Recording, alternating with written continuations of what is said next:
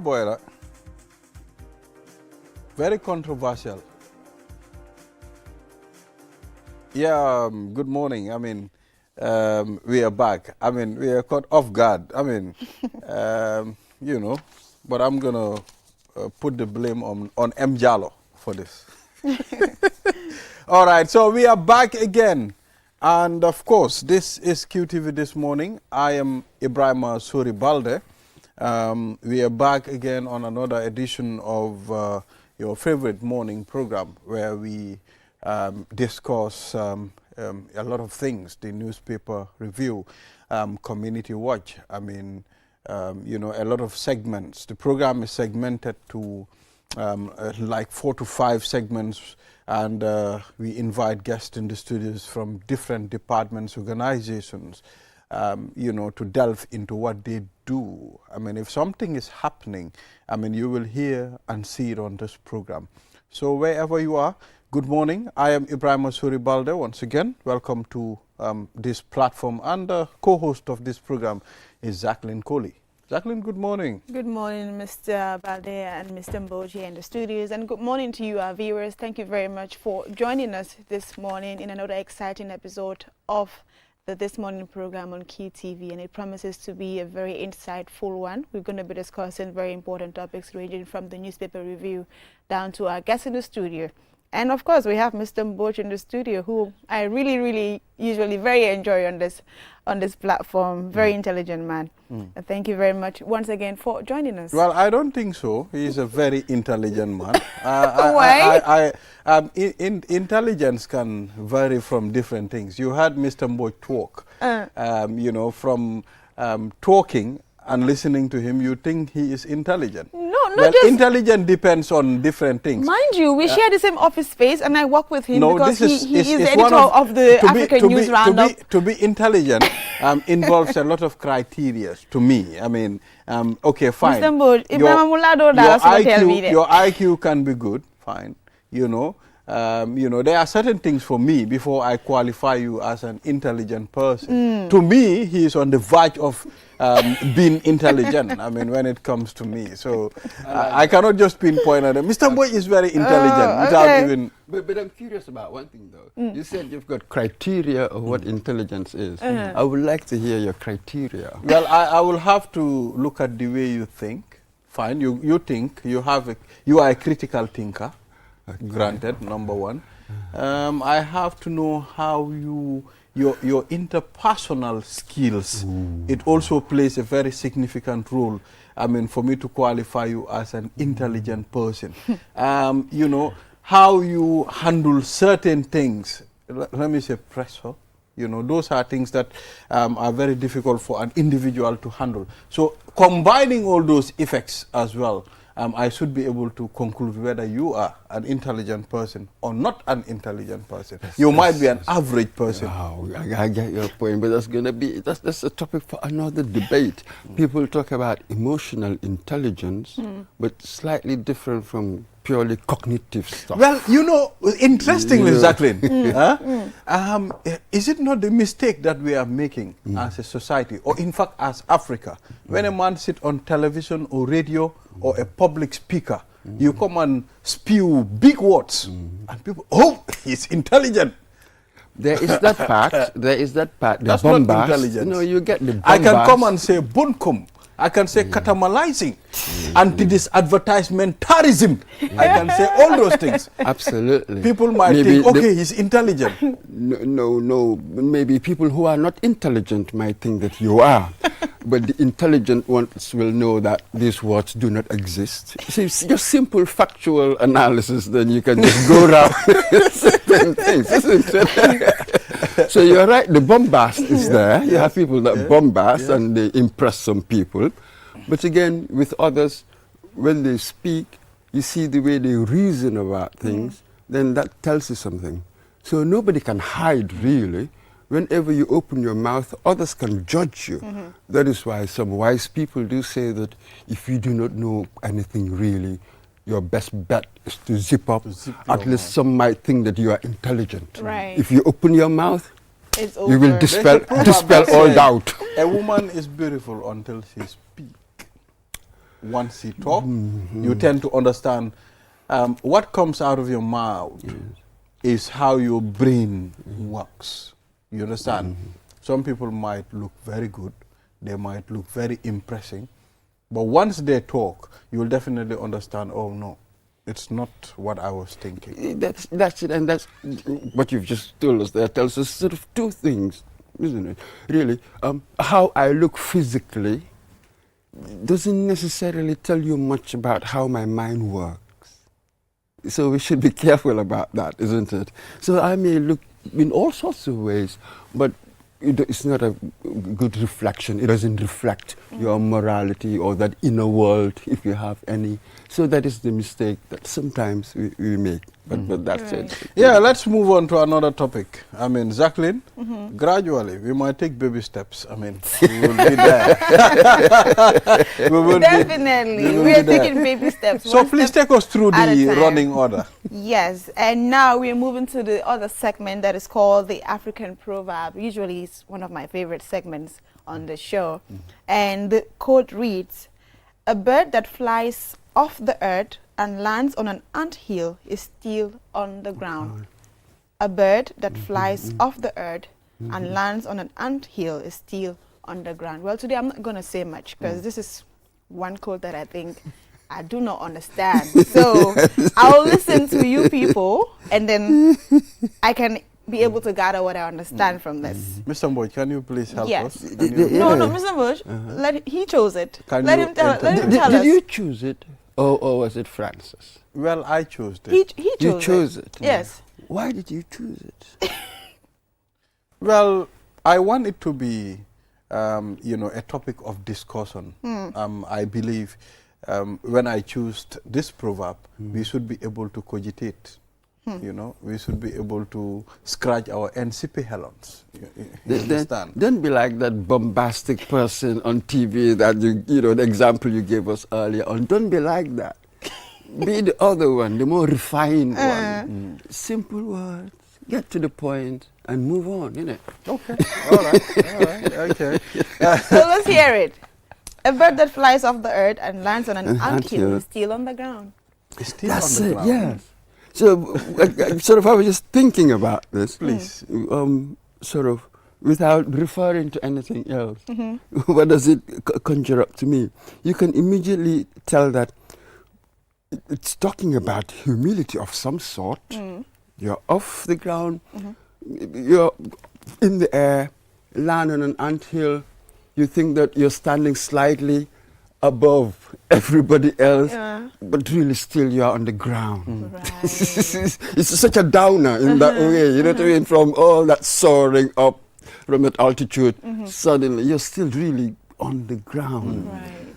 So you get the sense that maybe it doesn't matter how successful one is, in the end, you're just a human being. Exactly. You have a fit of clay, as they used to say, that sort of thing. Yeah.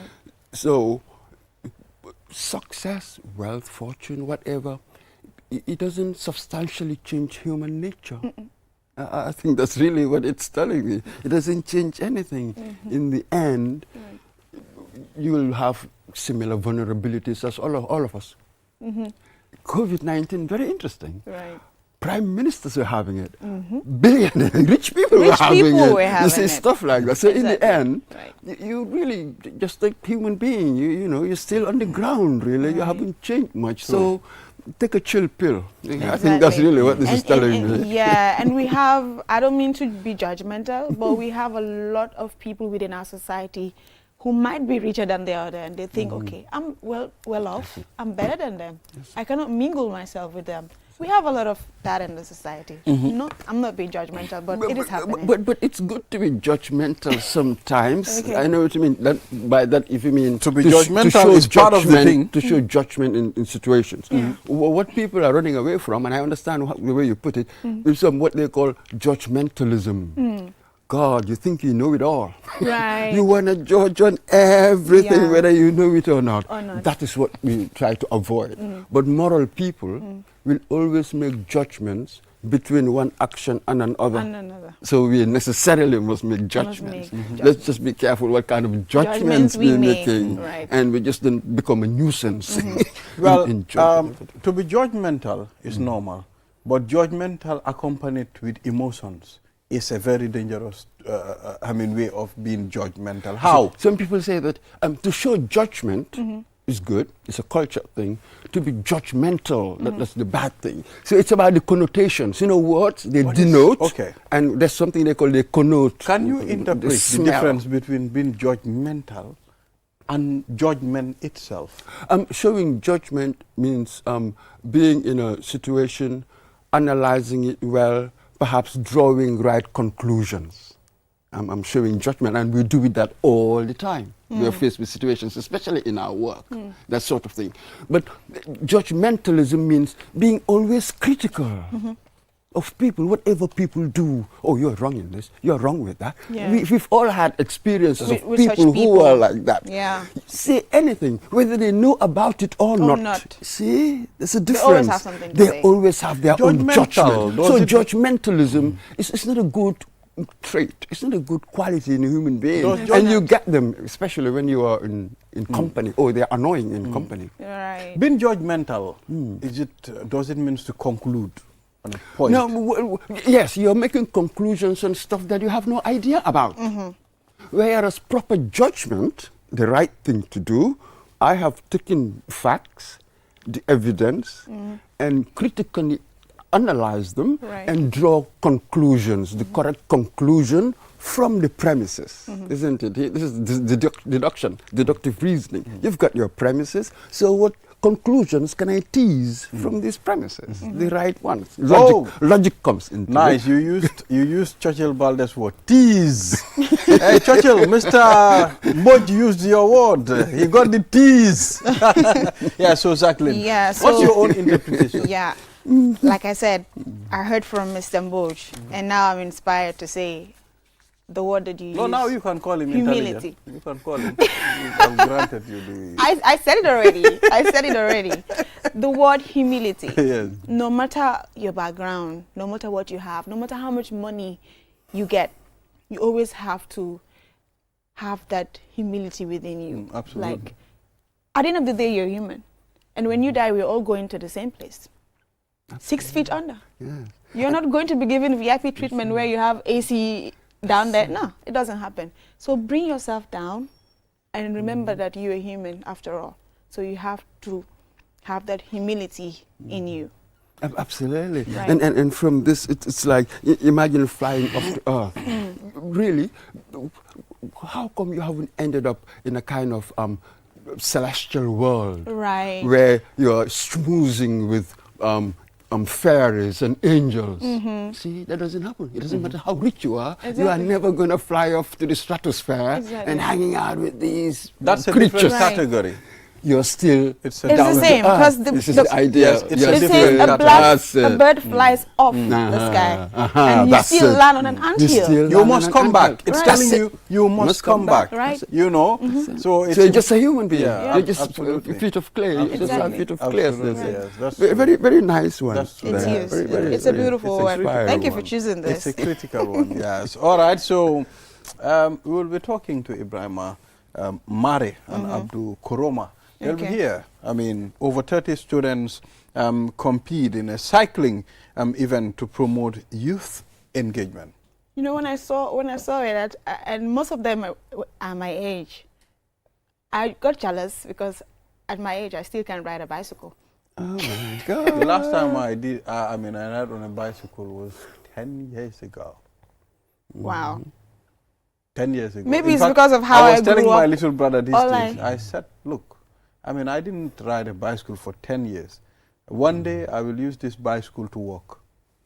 Yeah. And I'll do it one day. I'll be cycling all over the country.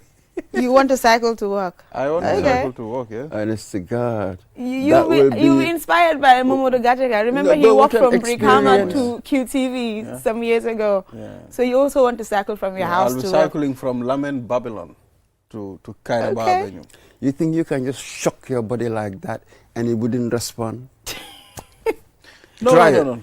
Try it. I have been sucking my body. I have been Do sucking you it. exercise on a regular? For me, Not really, he doesn't. I have internal energy, You so see, you I am see, good to go.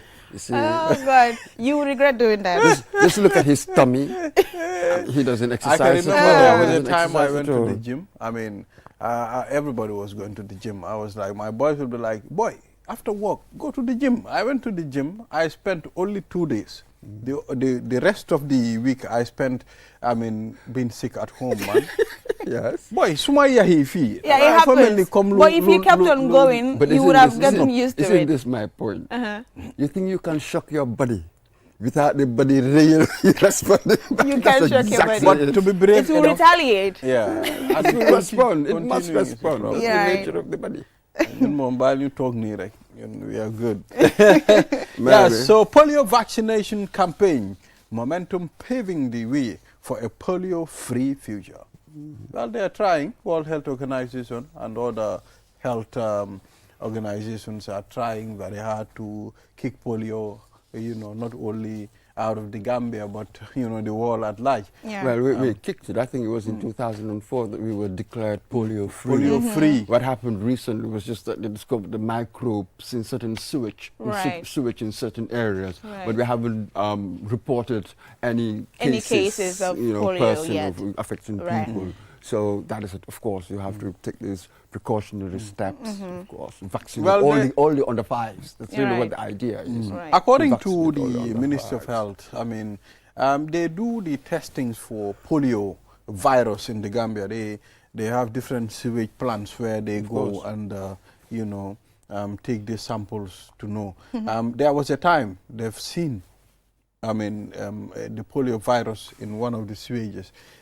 So that alerted them to start doing a campaign and vaccinating the population. That's what I just said. Not Yeah. just one. There was Banjul, Kotu, Yes. and other areas. They Right. found that in other areas. So that was it. So they realized that they have to take another step Right. to protect our under fives. That's really what the focus is definitely. of this. So we want to vaccinate all under fives in the country. So that's what they're doing. I think it's in 2 phases. Right. The other one will be in December. Right. 12th to 15th, something Right. like that. Yeah. But the health workers are finding it difficult in some parts of the country because a lot of people are not allowing their children to be vaccinated. Absolutely. We Right. talked about this the other day. Right. We said in this country we were so compliant with these things. You used to have, 95% of kids all vaccinated. You're We all right. went through it. Right. So, but now we face a fresh difficulty, which emerged with COVID-19. Afterwards, we started talking about vaccine hesitancy. Right. So now all kinds of conspiracy theorists really sort of are really muddying the waters, as it were, of giving truthful, honest, scientific information. Right. So this is the new challenge that we face. We're beginning to see these things, These these things responses. right. But the other day, was it the Weekend Review, with my interlocutor, he was talking about parental consent in these things. I said, well, with democratic society, in the modern society, we have to balance between liberty, the individual's volition, your willingness to do something, but sometimes governments can force Right. when it is a medical emergency. Recently, we had the COVID-19. We were all forced to distance. We were all forced to wear masks. Right. Why? How come we didn't say, oh, my consent, I don't want to do that? It doesn't work like that. It doesn't work like that. There are certain times when it's a public emergency that could affect the whole society. Government must come and impose certain things. So it's this balance between liberty and security. Right. So parental consent, it depends, Government must take certain tough decisions. When it becomes a pandemic, then the decisions will come. Epidemic, even epidemic, which could be Yes. local. Pandemic sort of implies the whole world. Right, But right. epidemic could be Epidemic. local here. We could have an at epidemic some here. point, Right. liberty doesn't count Absolutely. anymore. Security over liberty. Absolutely. Yeah. Absolutely. Exactly. Absolutely. Totally Where agree. were you during COVID? I was around. Were you masking up? Or? Of course, I was. She's alive. She's here today. Quite obviously, she's alive. I even took the jab, so... Yeah, we all did. You see, we all did. We all took the jab. Look at us. We're still here. During the COVID days, I went to do my test at the, is it Ndemban Clinic? They tested me. Actually, they say it's Ndeban. Ndemban. Everybody says Ndemban. Apparently, there's a tree, something in Wolof called Ndeban. Ndemban. Okay. That's it. So it should Is be it? Ndeban. Oh, it's a tree. Yes. Okay. We'll come back to the pronunciation. Okay, all right. So I went to do my testings. If I can remember, I went with Suleiman Conte, Rati at the Q Radio. I went with different people. But they tested all those people. You understand? At some point, if my memory can serve me right, they called all of them. But for me, I wasn't called. You know, I wasn't called, I don't know, for some reason. So were you scared that you contracted the virus at that point? The way I was feeling, I realized, okay, this is COVID signs. You understand? I wasn't smelling anything. And, I was not feeling anything when I eat. You understand? I was just sneezing at some point. But they didn't call me. So I was at home. I mean, coming to work and going home. Surprisingly, nothing happened. Okay. Nothing happened. I don't know. Absolutely. Yeah. So, but this is it, though. Happens to some, but not others. Yeah. It's just the nature of life, isn't it? Right. So you said it's Ndeban. Yeah. Ndeban Clinic. Actually, somebody called me actually and told me about it. Okay. Ndeban. Really? Yes, because when it started, really, Ndeban back in the day, it was opened, I think, first opened by Dr. Farr, Dr. Jack Farr. So I was told that it was named after a tree, shrub, something like that, called Ndeban, even though now everybody calls it Nemban. But that's just a mispronunciation and stuff like that. Somebody, called me. I didn't know. Perhaps So the spelling might have carried us along. Absolutely, the spelling. But this is it. These word of words, nothing standardized, so anybody can really pronounce anyhow. So it's difficult How for these How things. do we call center, the field, before you get to the Latrikuna market? Is it opposite? How do you call that? I want to hear from Jacqueline too. I don't know which What field you're field? talking about. Serekunda East, the park. You know the park? Pagijola.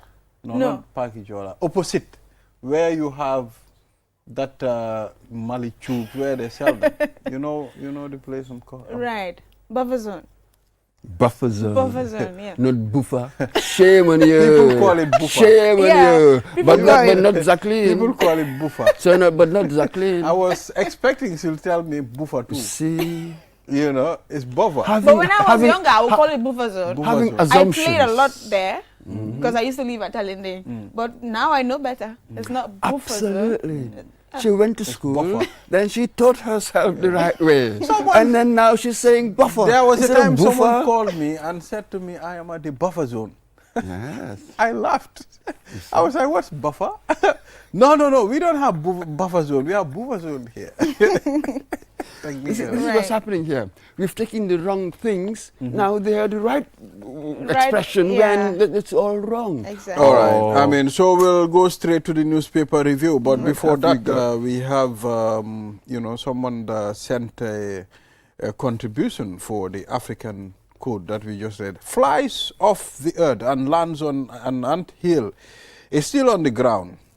Underscores the importance of staying grounded and connected to our humble beginnings, even in the face of success. Wow. Yeah, so thank you very much for sending your own contribution to this program. So do we have the newspapers? Yes, Barrow we do. promises farmers good price ahead of groundnut trade on his Meet the People tour. This will be a very good news to the farmers. I can remember there was a time a few years back I hosted a program on the groundnut, buying and selling trade. The price was increased the subsequent year. So this will be another good news for the people of the provinces, although oppositions might say it's just a campaign promise again. But what's a good price? Thank you very much. That's really what the question is. What is the good price? So once you got a figure, You see, this is the key. I cannot imagine where we can come up with a figure that everybody would be happy about. So you'll have some, perhaps most, if you like, would be happy, would be okay with the figure, but you're going to have others not. And I have a suspicion that perhaps most of them wouldn't be happy with the figure because people always want to have more. So we will wait and see what figure it is and how the farmers would respond to it. Right now, we must suspend judgment because the vital information that we need to form a conclusion, we do not have it. Right. So we suspend judgment. Even in the previous years, we would see government promising good prices, and when the price comes out, the farmers will still say it's expensive. Yeah, they'll say no, that's not good enough and stuff like that. And this is, we're going to have this problem a lot. I am pretty sure the president might go back to what we call the drawing board again. He might promise them, okay, a very good price, but he cannot, decide on the price on the spot. He might go back to the people responsible, talk to them. Maybe we increase, we do this and that and that. At some point, they might agree on to a price. They might. But the idea, what we're saying here is that whether you can have everybody to agree, we've never seen it before. We can keep wishing, hoping that it might happen, but we've never seen it before. The likely outcome would be some would and others wouldn't. Just as we've had last year or year before and all the rest of it. But it is in the nature of these things that some people wouldn't, they wouldn't be satisfied with that. That is the key. The issue is how would government handle it? But the fact that you're going to have divergent views, just make sure you be prepared for that. You are going to have divergent views. So as a government, how are you going to handle it? Exactly. That's really what the issue is. But having everybody agree is meaningless. Let's even talk about our groundnuts, the groundnuts that we produce in this country. We all understand it's our cash crop of this country. I don't know whether it's still the cash crop of the Gambia, but what else? Before, at some point, it was. And, we have our milling machine at Denton Bridge where they produce oil as well. There was a time, according to the authorities responsible for that machine, they said we don't even produce enough groundnut in the Gambia, to be able to be processed on one go, as far as that machine is concerned. The machine is too huge at some point, and the effect of aflatoxin as well is affecting us as a country. So we cannot push our groundnut to the international market.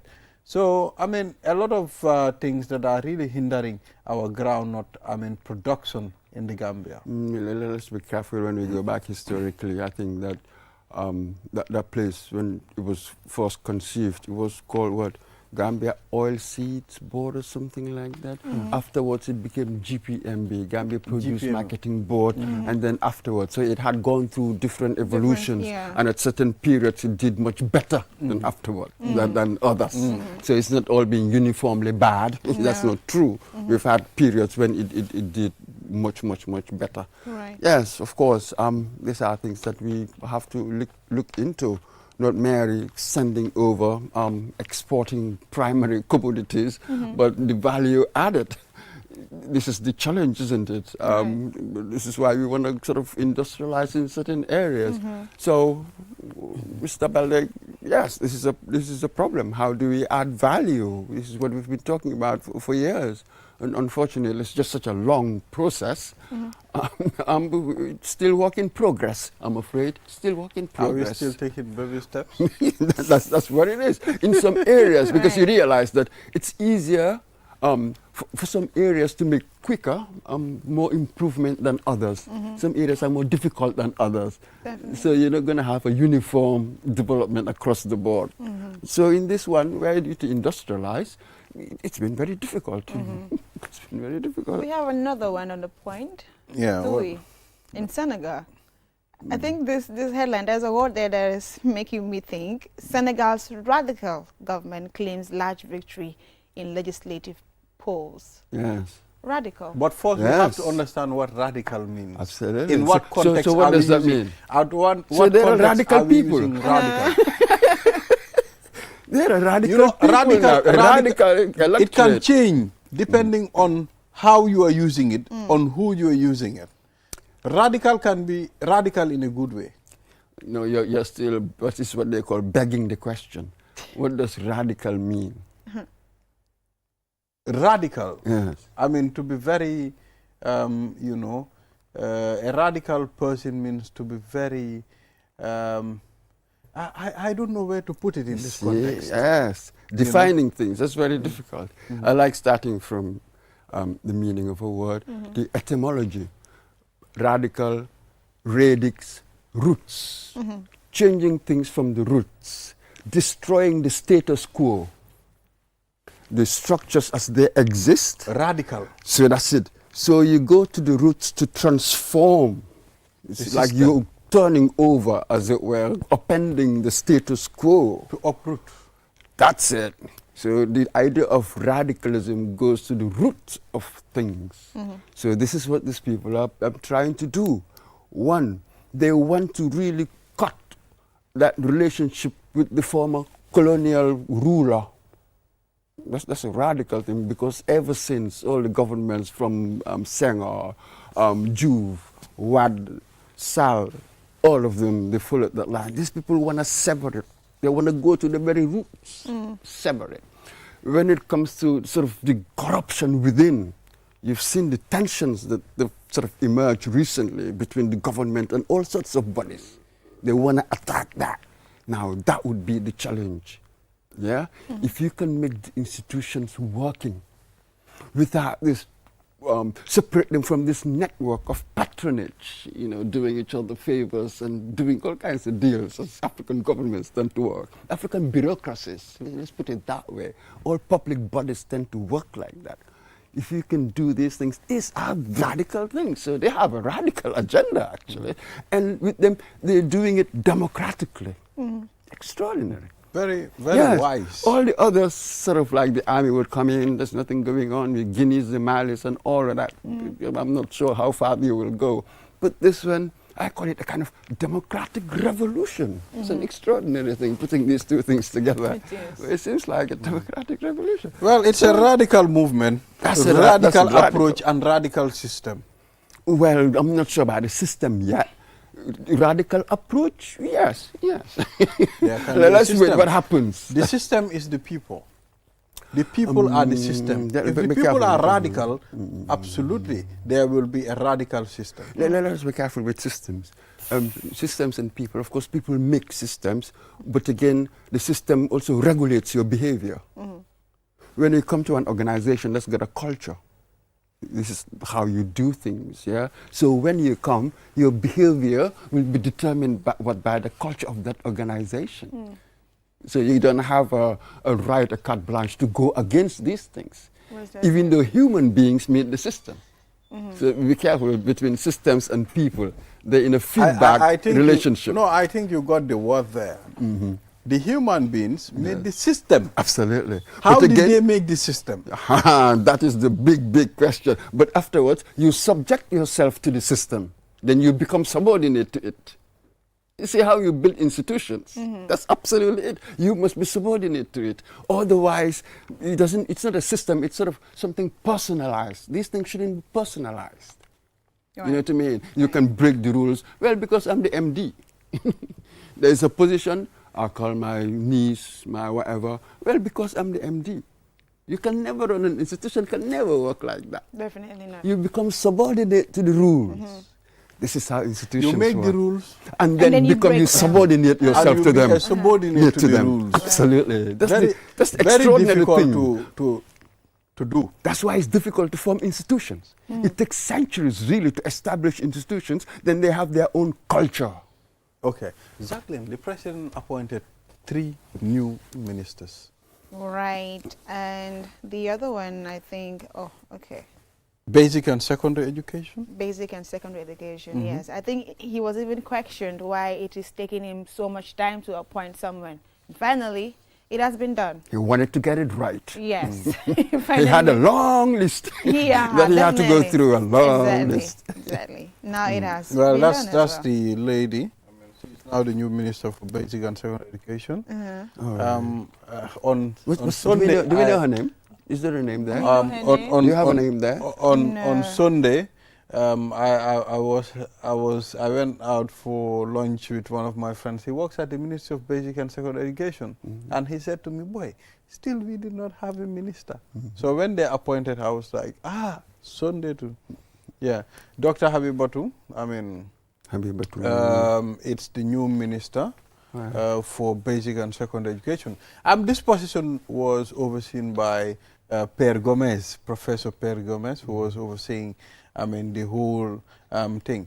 Minister of Higher Education. Exactly. Yeah, so Mr. Mamadou Mbodj, I think we are going to draw the curtain here. And thank you very much. Thank you very much for radicalizing the whole program today.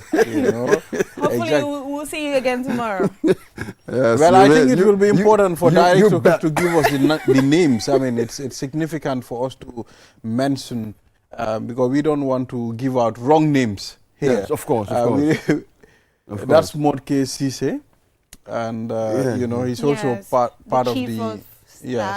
Wasn't he formerly the chief of staff of the president's office? Right. So now he is a minister, right? I guess so. Okay, all right. Well, we'll have to get the facts properly before we say anything. Absolutely. Here they are, but tomorrow we'll definitely get you the facts. Digital, economy. Yes. Minister there projected on the screen. So on that note, Mr. Mamadou Mbodj, thank you very much for sticking by. We are all part of the Radical Society. I'm part of it, and I'm pretty sure Jibril Gando Balde is part of it. I'm Harid is part of it. No, I call myself the Radical Reasoner. Suits you. Yeah. Mr. Balde, yes. Miss Colley, yes. Tata. All right. Thank you very much. All right, we'll take a short break. After the break, then the program is going to continue. We'll be back. Mitoma.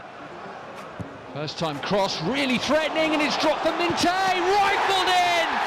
Out.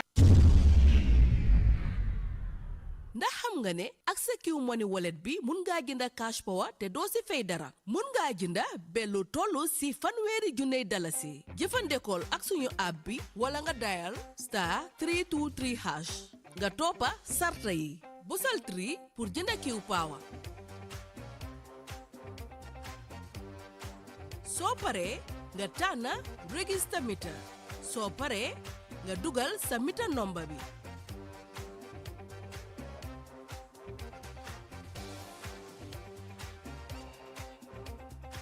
dial *323# nga toppa sarta yi busal 3 pour jënda Q power busal benn pour tànn app bi nga bëgg a jënda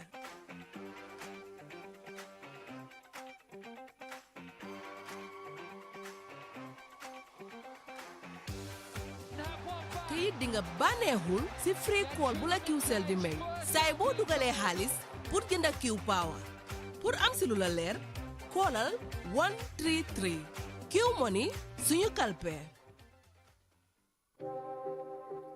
Atanang oro mobile amen keso pura andere Q mobile on no yade jamano tenon kadi no webi nafitora golmo tenon mo jogi piji bui battery on ko balde tati FM radio lampu memory card storage ko sim card ɗiɗi o ƴettata ɓura andirede dual sim dogu joni yaha ka customer care center ji amen soda oɗo mobile $100 rek te a heɓay 3 minitaji ɗi anduɗa a wowlay te non a heɓay kadi ko ɓura andrede 3 SMS te a yoɓata hay hunde ɓe sendanama ɗum e nder lebbi 3 si tawiɗa faalahin ko laaɓi noddu Qcell customer care e 111 Qcell suñu boss miren udditi laawol ngol si woɓɓe jokki ɗum no yaadi e sartaji Felenting a Q Smart and Q Smart Plus na falie hade natal senyaringol set aka wallata akata bake yenyin soto kat ko mobile tariyarim ba andum foka pare ala batterio beta ala wati jande aka ji Q Smart ye 5.9 immersive display la soto nyindu mu dalasi wuli sabanin kemenani da malati ni mobile o nyin sang iba bondulo soto la min tata for 15 GB andung kemeni muang free talk time fanam betara yele warning keme saba SMSO foka pare nyimbe mu free lati neñ mobile o nyin sang walante fana ni lafta Q Smart Plus la wo fanam bijele ice screen warman bala soto minketa 6.5 inches de anin dalasi wuli nani damma isa nyi mobile o soto no andu foka pare afana nim bundle package ole nata iba 30 GB data soto la yekeme saba SMSO soto ani yekeme ni muang talk time soto nyimbe dum hani feng ita jola kana tu koma ila Q Smart ni ila Q Smart Plus soto B kabo Q Sella isa nyi mobile o soto no B na customer care belt o mimba nyi banko kan momo lafta kuma ko yo mo ila nyinto isa na customer care bunjulola ni 111.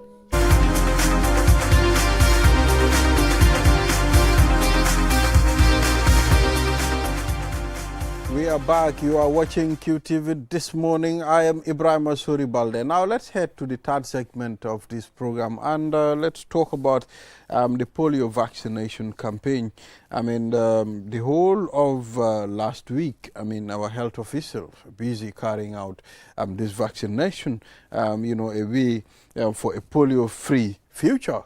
It's important at some point, and there was a time the World Health Organization declared the Gambia a polio-free country, and it will be important for us to engage in some of the officials responsible for this. We have Jibril Gando Balde, you know, from the Minister of Health, and Ajakande, exactly. So they'll be here to enlighten us, Jacqueline. Right. Yeah, it's very important that we get to know what they have been up to, what are the challenges that they were facing on when they were, you know, on their journey, because we've seen a lot of misconceptions about vaccines and all since the rise of the COVID-19. Like Mr. Mboch rightly said, because the country, we were not that much resistant when it comes to vaccines, but since the, you know, verge of the COVID-19, it has become difficult to get the people be vaccinated. Well, Mr. Jibril Gadabande, welcome to the This Morning platform. Thank you very much for having us. Yeah, first tell us about this whole polio vaccination campaign, how it began and when the test was done to discover that the virus was seen in certain parts of the country. Let's start from there. Yeah, thank you very much. As you rightly mentioned, the Gambia have been known to be a very successful country in terms of vaccines and vaccinations. And we were at some point declared to be polio-free, because the last polio we reported is almost 30 years ago. Wow. So that being the case, but there is something what we call the surveillance system.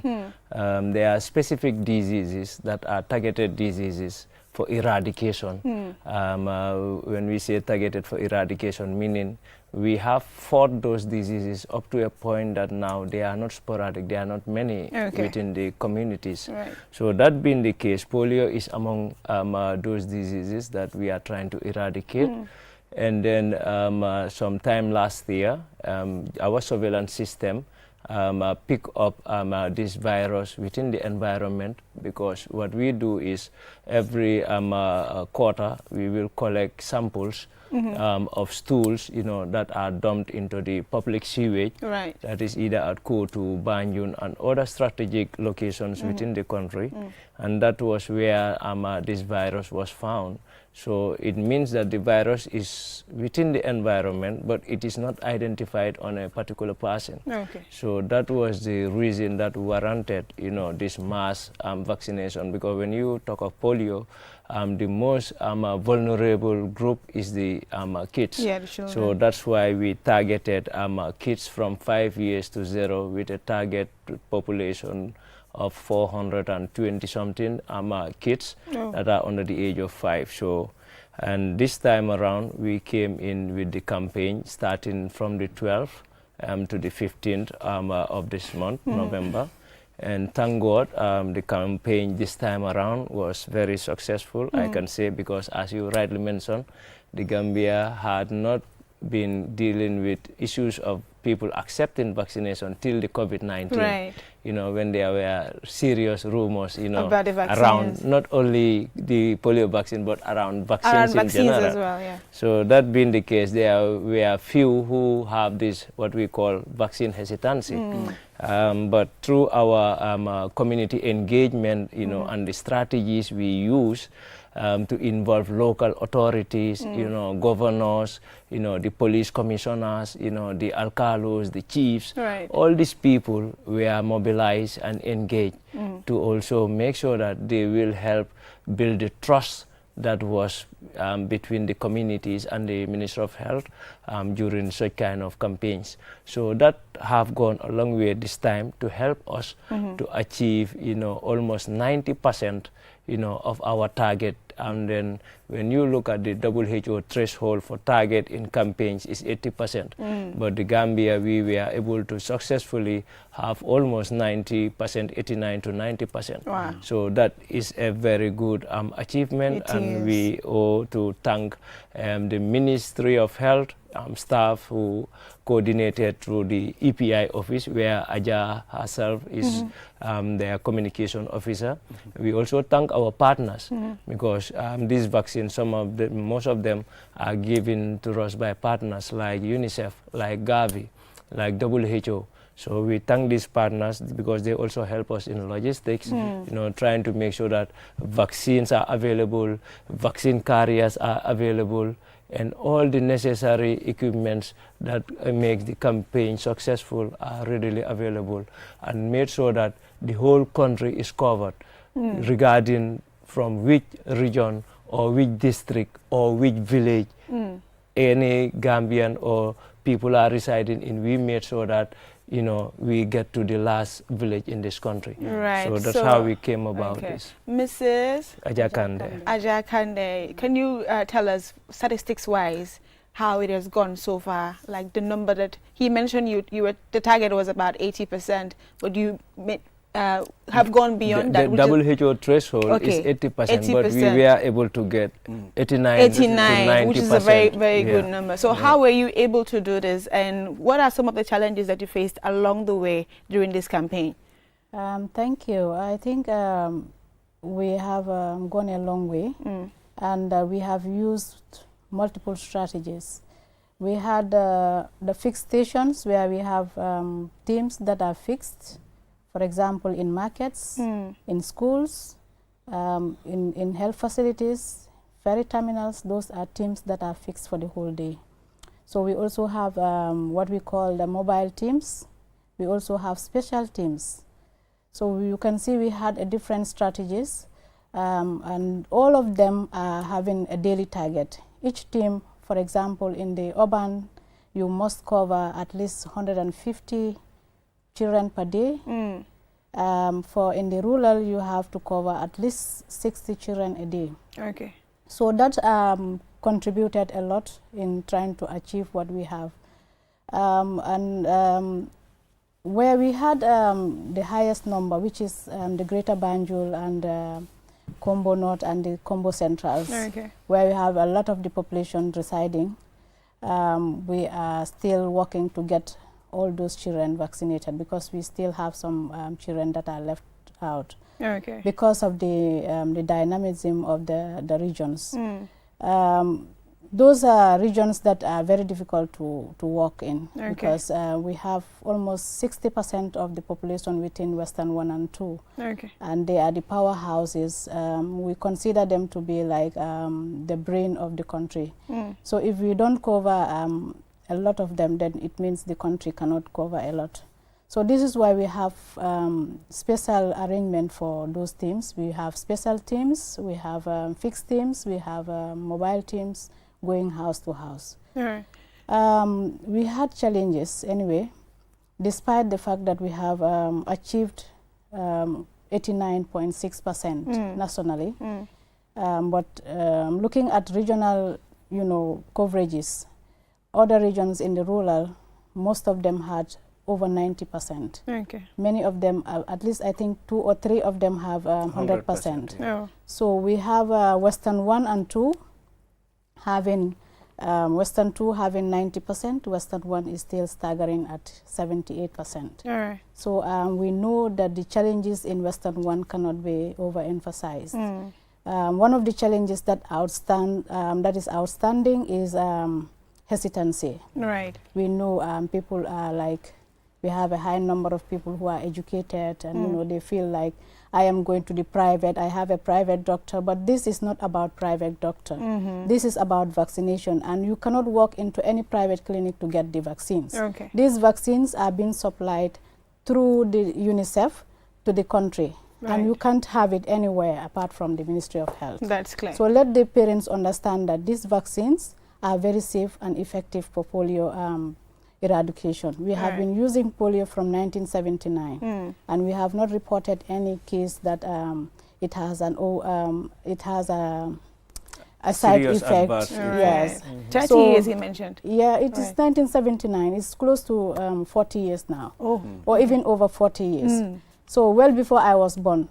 You know, the routine services started in 1979, but there were vaccinations done before that, before 1979. But the institution as an expanded program on immunization was instituted in 1979, which means that the vaccines were there by 1979, and children, most of us perhaps we have gotten our polio, our BCG, and all other antigens. It has never been a challenge for us in the country for people accepting vaccines. But recently it has been a big challenge for us to convince parents to be taking the vaccines. Right. And majority of those that are refusing or that are hesitant are non-Gambians. About 90% of them are non-Gambians. And do they give their reasons for being hesitant? Yeah, one of the reasons I think that was also outstanding was the fact that there was a rumor that the vaccines are not safe. That some of the people will tell you, my child took it, you know, I was not comfortable, the child had some side effects, but we know health is diverse, and we give a lot of interventions.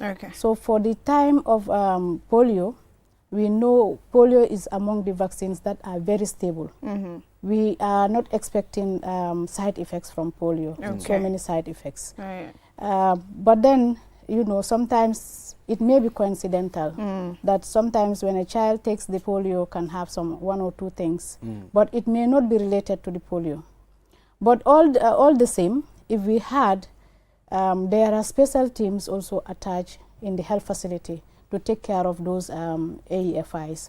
For example, adverse events following immunization. We are not saying that they may not happen, but in case they happen, there is a team set up for that.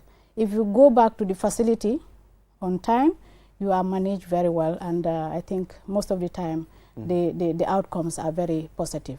So you mentioned that you have teams in markets, schools, and other areas.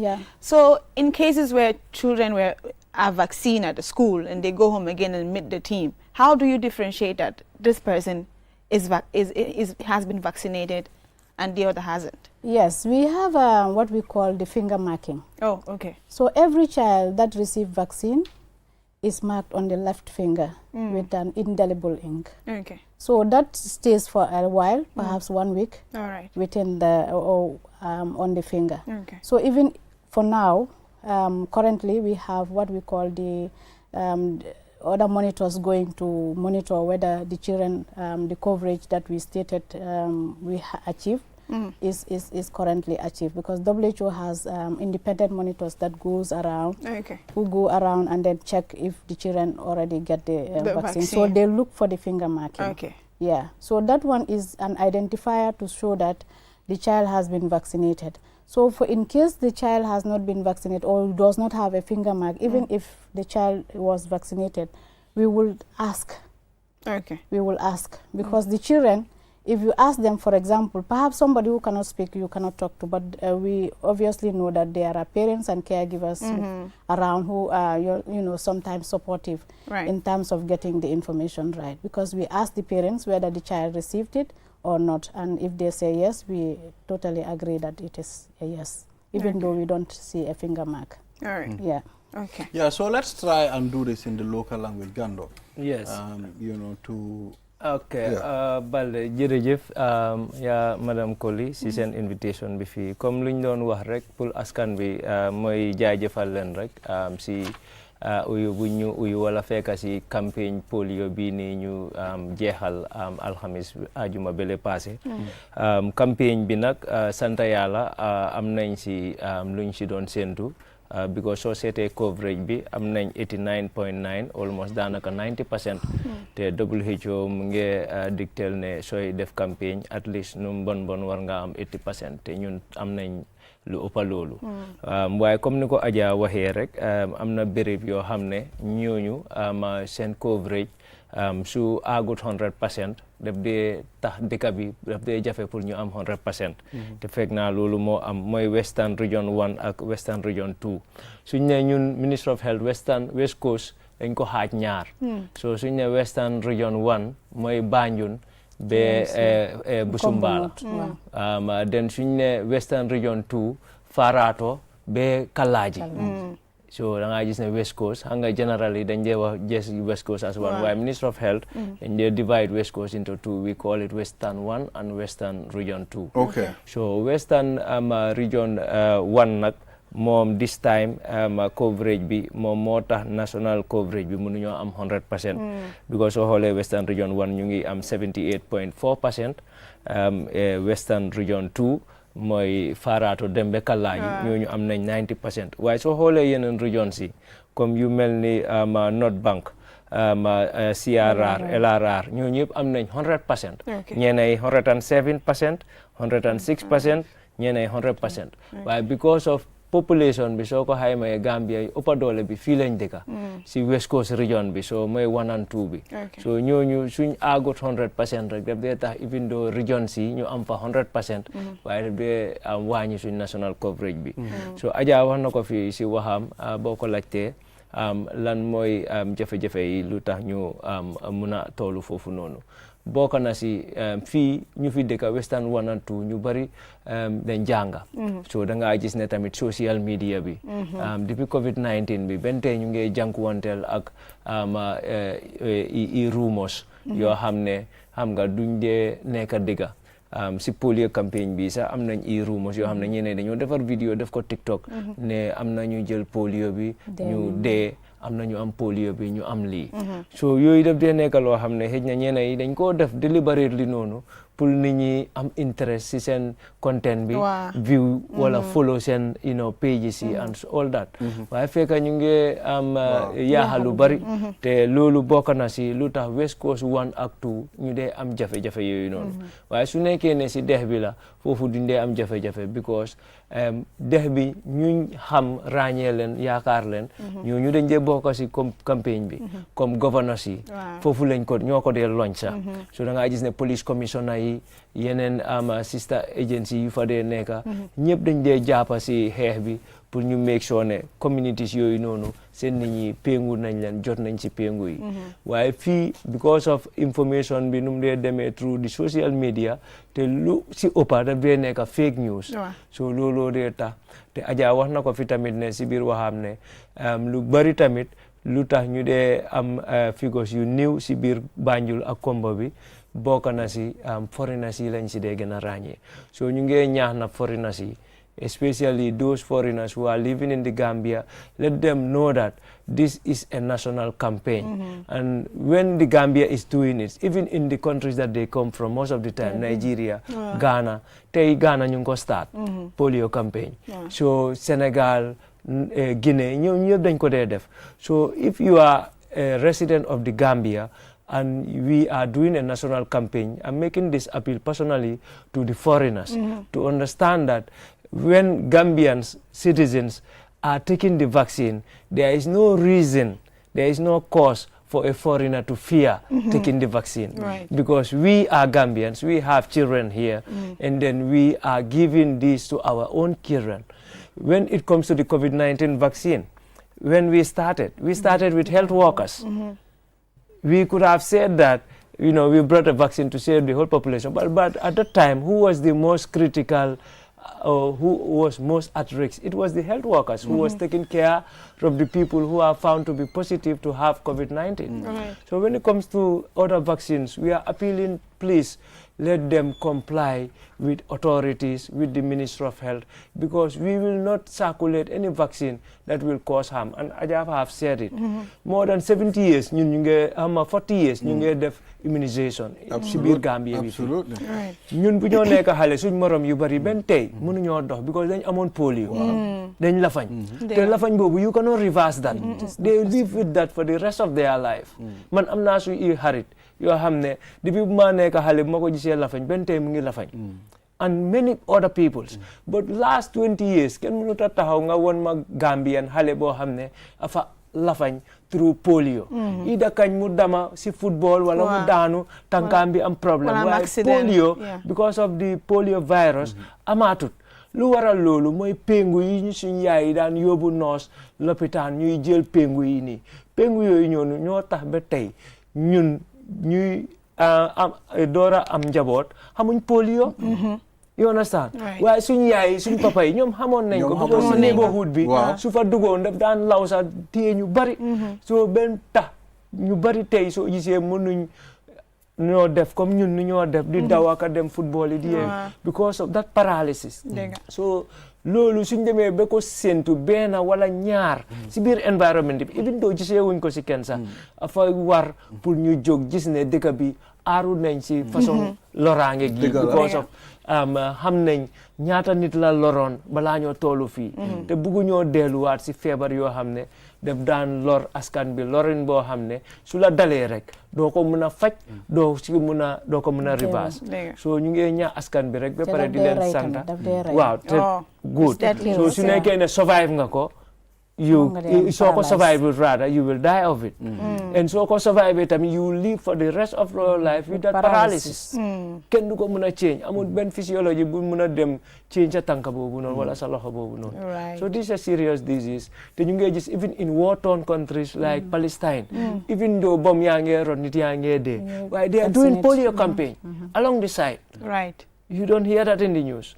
So this shows you that there are certain things you have is very important because your population bi ngay protect. Vaccination ñëwut pour faj benn nit si benn feebaram. Dafa ñëw pour faj feebari askan bi. So te polio dafa nekk feebar boo xam ne daf ñu yaaga lor ñun Africa. So sant nañ yàlla léegi tollu nañ fii ba demuñ di ko gis si doomi aadama. Nañ try ñu jàppale Ministry of Health jàppale nguuri Gambia bi. ñu gis ne feebar bii nii du fi musa delsi waat jërëjëf thank you very much Jibril and Sis Kande for coming on the program. Thank you. You know, to at least enlighten us on the polio campaign. It's important for us to put all hands on deck and accept these things because you know bu nekkee ne daf doon lor you know duñ ko def duñ génna maanaam na Gambia ni duñ ko jox Gambia kenn du ñeme toog sax ne ok da nga advocate for that yeah so it's important pour ñu accept ko you know pour ñu mën a nekk si jàmm am na solo lool ñun péngu yu ñu péngu si lopitaan bari na every time ñu dem gaay péngu te def ñu gën a dëgëral rek in fact time school da ngaa ñëw rek génn nga line ñu péngu la loolu yëpp am na ba pare ñu fàttali leen next round bi second round bi it start in December 12 to December 15 so we appealing to all those residing in the Gambia please especially foreigners we are doing the second round from the 12th of December to the 15th. And this time we want everybody, as far as you are residing in the Gambia, to take the vaccine. Thank you very much. Thank you very much. Yes, quickly, I think, you have something? Just to say that there are policies and there are acts that we can use. But because we don't want to go that far, I think we are just negotiating with those people that are refusing. But we have the Quarantine Act with us. Anyone who refuses vaccination, you can be quarantined because you cannot be a source of infection for the country. You cannot be a source of infection for the country. We will sit you down for in a particular place for 2 weeks. With your family. And you will bear the cost of the quarantine. Yeah, so I think before we get to that, I think the public should understand Right. That this is not an individual thing, it's about public health. Most And when we definitely. say public health, it's about everybody. Population's Right. health. Yeah, so you cannot be a source of infection for the country when we have the vaccines. People are prevented. You say you can decide to be not to be vaccinated, but you also have to decide to whether you either be vaccinated or be quarantined. All right. Thank you very much. Thank you. We have only 20 minutes left on the show, and we still have some guests waiting to be interviewed as well. Thank you very much for joining us. Yeah, so at this point, we'll take a short break. After the break, then we'll head to the last segment of this program. We'll be back. First time cross, really threatening, and it's dropped for Minte, rifled in! Out. Did you know you can buy cash power using Q-Money Wallet absolutely free up to $30,000? Use our app or dial 323# and select Q-Power.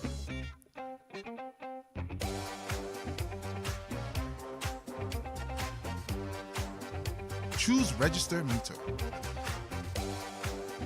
Enter your meter number.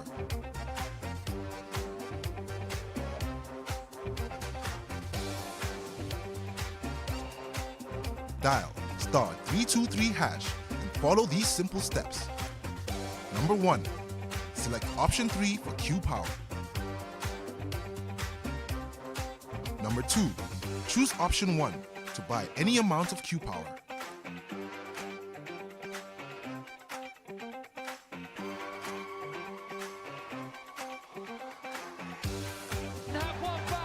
Enjoy free QCell airtime every time you cash in to purchase Q Power.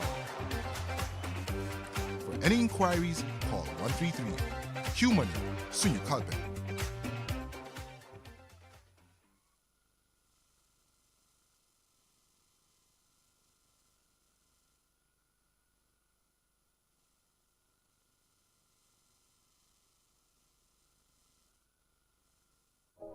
Felenting a Q Smart and in Q Smart Plus na falie hade natal seniaringol set aka wallata akata bake yenyin soto kat ko mobile tariyari mba andum foka pare ala batterio beta la wati janda aka ji Q Smart ya 5.9 immersive display la soto nyindu mu dalasi wuli sabanin kemenani da malati ni mobile o nyin sang iba bondulo soto la min tata for 15 GB andum kemeni muang free talk time fanam betara yele warning keme saba SMS o foka pare nyimbe mu free lati ni mobile o nyin sang walante fana ni lafta Q Smart Plus la wo fanam bijele ice screen warman bala soto minketa 6.5 inches te anin dalasi wuli nani damma isa nyi mobile o soto no andu foka pare afana ni bundle package ole nata iba 30 GB data soto la yekeme saba SMS o soto ani yekeme ni muang talk time soto nyimbe dun hani feng ita jola kana tu koma ila Q Smart ni ila Q Smart Plus soto B kabo Q Cell isa nyi mobile o soto no B na customer care build o mimba nyi banko kan momo lafta kuma ko yo mo ila nyinto isa na customer care bunjulola ni 111 Q Cell sunyu boss dole silo wala dole abula numa nyindum ani sartole nata.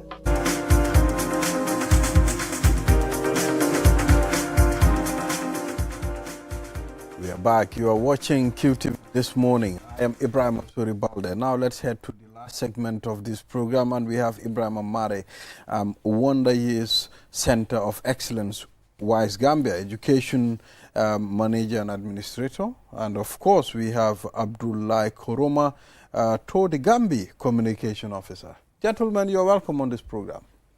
Thank you very much, Mr. Vale. Yes, it's good to have you here, and we'll be discussing about the 30 students competing in a cycling event to promote youth engagement. Yes, so first of all, we'd like you to take us through what actually this means, and after the event, you know, what have you gained from it? Thank you very much, Mr. Vale. Like you rightly said, I'm Ibrahim Amare from Wonder Years Center of Excellence in bracket Wise Gambia. I'm the education manager and as well the administrator. This cycling competition, inter-school cycling competition we call it, has been here for, we are in the 3rd edition. And this has started somewhere back 3 years ago, and every year we are doing it annually. This is we are doing this, our main goal is to unravel the hidden talent in the students. We all know that all the students are not talented academically, and they can't strive through the wall of academia. So we bring this opportunity to their doorstep to be able to unravel those hidden talents, to able to get the next Gina Bass on the track event, the next Yankuba Minton. Also, we can have them in cycling to give them that hope that there's always light. There will always be light at the end of the tunnel for everybody to strive in this world. Yeah, that is the main. Interesting. I mean, let's talk about the cycling event. I'm seeing on the screen, you know, you cycled from destination A to B. Where did you start and where did it end? Yeah, like I said, this is in a category of two, because we don't, when we say youth, we mean youth inclusively. We don't want to exclude everyone. So that's why we have the segment of lady, female, and we also have boys. For female ones, they start from C4, going to Brikama, and back to C4. And for the male category, we have them from C4 to Kiti, Brikama, Jalambang, Sanyang, Sambuya, Gunjur, and back to C4. This is how we did it in this segment. And our main goal is almost, we have already achieved it, because this Gambia Cycling Association, their representatives were there, and they were able to scout the under 17, the under 19. They even told us that it's just that they are under their preparation is almost at the end to go up and participate in an event in Ziguinchor, which is just at the corner. If not, there's a cyclist that they need to police him a bit to take him for that. So, but that becomes very late. But they are preparing another one for Rwanda, which most of those cyclists will be taken to that national to compete. competition. Yeah, so let's engage Mr. Koroma. Yes, Mr. Koroma, we've seen on the screen that the cycling event is meant to promote youth engagement. Yeah. So tell us, in what way do you want to promote youth engagement in cycling? Okay, good morning. Thank you very much for having me. In the first place, cycling has been on for over centuries in the Gambia as well as other nations. But this particular interface is based on the school kids. Okay. We need to bring them on board. And it's not only cycling that we are doing. We have a host of other things that we do. But this first phase is based on the pupils. So as my brother just said, we have kids at school that we know they are not very upright when it comes to academic excellence. Right. Okay. And academic excellence does not determine your success or your wealth. Right. So cycling is one of it. So we thought it's better we start from them. We have different or several interfaces through this. As time goes on, we'll be targeting teachers as well. We'll be targeting civil servants. We'll be targeting most of these media outlets. So they come, they cycle, as per the name of our organization, Tour de Gambia, we tour. So when we tour, whatever we come across, then we put it out to the public. So this is what we are up to. Okay. So for cycling among school kids is very interesting, and is there with fun, because like in the combo here, this particular end, transportation is based on public transport, like the van and other things. Right. And some people along the way, they wait for lift. But when you leave like Brikama upwards, most of their activities when it comes to movement relies on cycling. So if you look at it, this is one way that we are doing. The last time we were around Sibano, right? Yeah. We were there with our bicycle repair caravan, because we have a host of bicycles around these places that this organization over the years have donated. Okay. But the problem of maintenance is also another thing. All right. So we took our caravan there. We were there for almost 5 hours or more.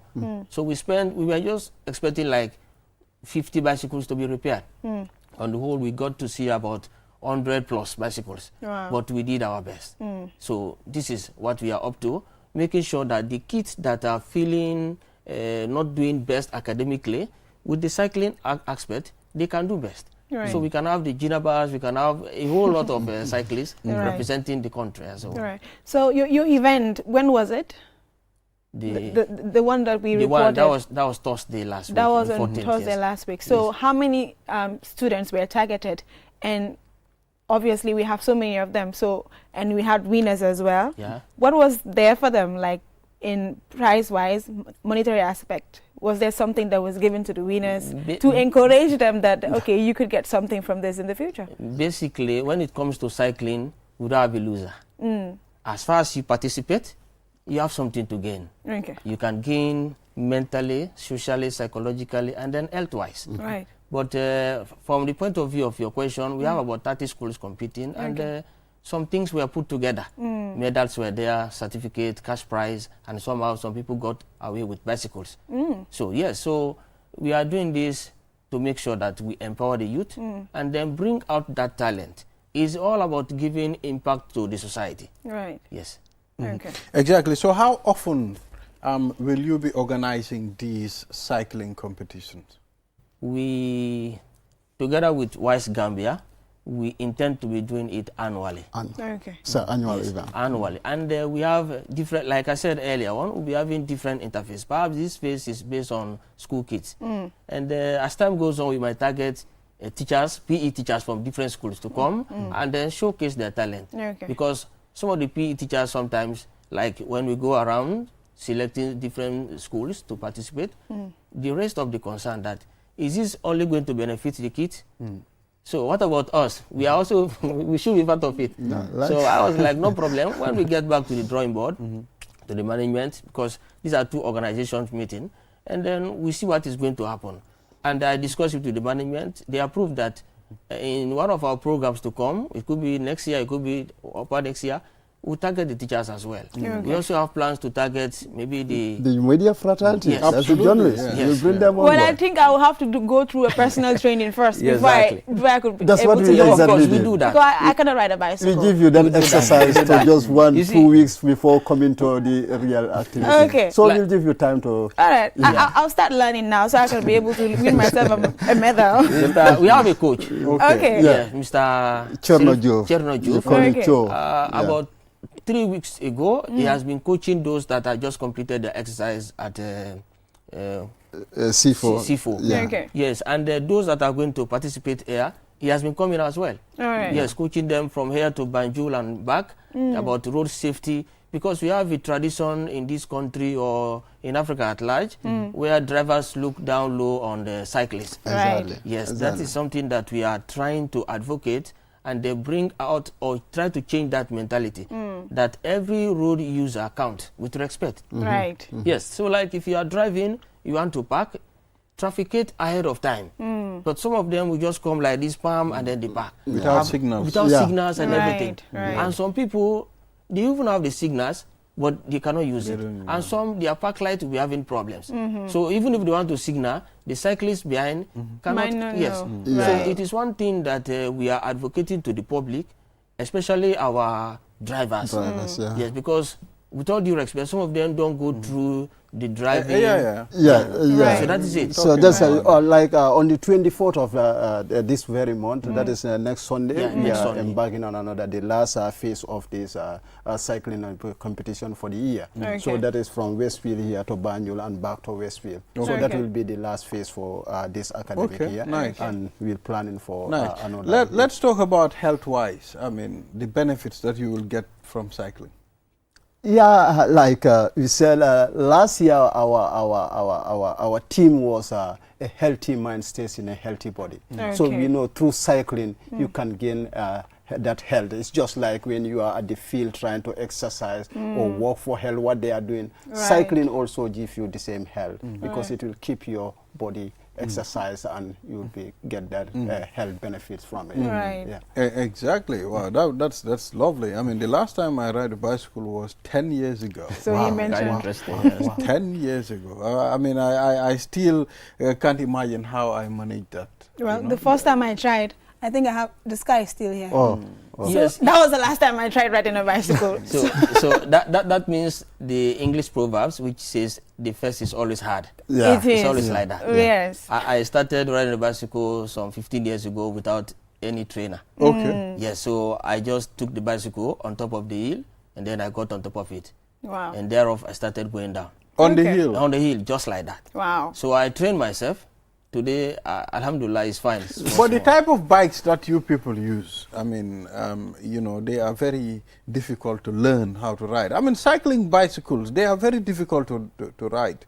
I mean, the ones with the thin tires, yeah, you know, and that steering. Yeah, maybe when you are at that distance, you thought that it is very difficult, but maybe it's the easiest. It's the easiest to ride. Yeah, wow. And it's faster than these other bicycles. Wow. By looking at the nature, when you look at that thin tire, it's very nice when you start riding. It's not difficult. Right. Yeah, it's not that big. Okay, all right. Okay, we'll see what we can do.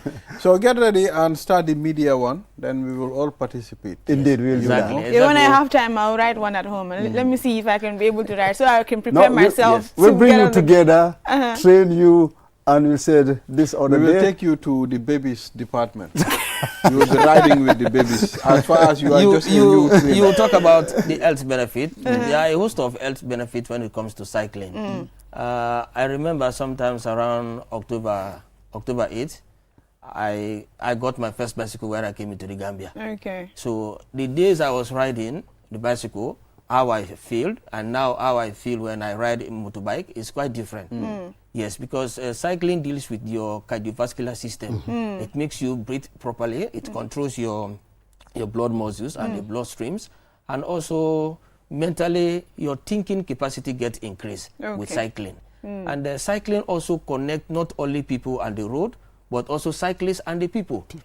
Yes, it counts on your attitude when you are on the way.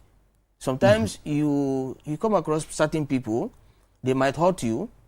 Your composure towards them will show that yes, you are a very good cyclist. Okay. Yes, so like some drivers, they might come and hit you, but you try to put yourself together because of the discipline that it's not just about riding just like that. It has a particular discipline with time. Some people can hurt you, maybe during the race. You just pull yourself together and then you get over it because you know it's part of the exercise. It's part of the joining. So it is one thing that got to do with your overall body, your joint, the way you feel when you ride, and everything about you will be limited towards it. Like Mr. Chernojuv, for more than 30 years, his life has been surrounded about bicycle. So you even coming to this end from Katong, he will ride bicycle. Wow. Cherno don't use a vehicle. Yes. He always ride bicycle from Katong to. Yeah, he just go to this country tour with the bicycle. He'll go down to Basse and Cherno doesn't mind. Our Dr. Ja, Sarab Clinic, there was a time he used a bicycle from here to Katong. I mean, I think it was last 3 months ago, yes, and he used his bicycle from Kololi, from his house to Katong. Last of it, and he came back using the North Bank region again. Koina. Katong to Koina. Great. That's great. And when you look at during the COVID-19, most of these European countries, many people are using this bicycle because they know that there are a lot of health benefits because it exercise. You use it for exercise. So there is a lot of health benefits. Thank you, gentlemen, for coming on the program. Ibrahim Omare and Abdullah Koroma. So we'll keep engaging you on this program. Thank you. I mean, you know, this would be everybody's business. You know, a healthy nation is a wealthy nation. You know, and don't hesitate to come on the program anytime you want. You have activity, call. And we want to pass through, I mean, to enlighten the general public. Thank you. I and Jacqueline will be here to accommodate you on this program. The conversation would have gone broader, but that's all we have time for now. And we cannot go without thanking our director, Wise Gambia, Mr. Lamin Kijer, and the CEO of Todi Gambia, that is Sule Kano. So these people have been the brain box of what we are doing this year. Interesting, yes. Thank you. Thank you very much, Mr. Mare and Koroma. Thank you. All right. Well, viewers, this is all we have. Thanks for following. Until we come here again tomorrow, have a wonderful day.